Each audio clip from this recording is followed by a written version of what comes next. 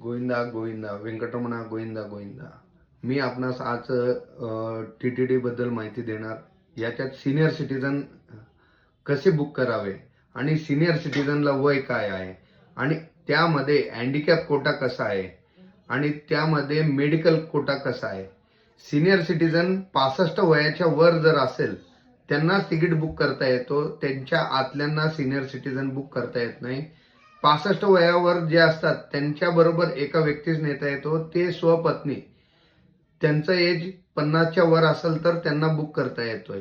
Medical Kota ज्यांचं म्हणजे पायाचं operation झालेलं आहे, कॅन्सर आहे, एड्स आहे, या व्यक्तींना त्या ठिकाणी बुकिंग ऑनलाईनच करायचं आहे, ऑफलाईन नाही आहे. TTDच्या इथं आधार कार्ड घेऊन गेले, कुठल्याही व्हॉट्सअपच्या मेसेजवर आलेल्या या मेसेजवर विश्वास ठेवू नका. ऑनलाईन बुकिंगच एकच ऑप्शन आहे, दुसरा ऑप्शन नाही आहे. मेडिकल कोटा झाला, सिनियर सिटीजन कोटा झाला. दुसरा ऑप्शन आहे हँडिकॅप कोटा.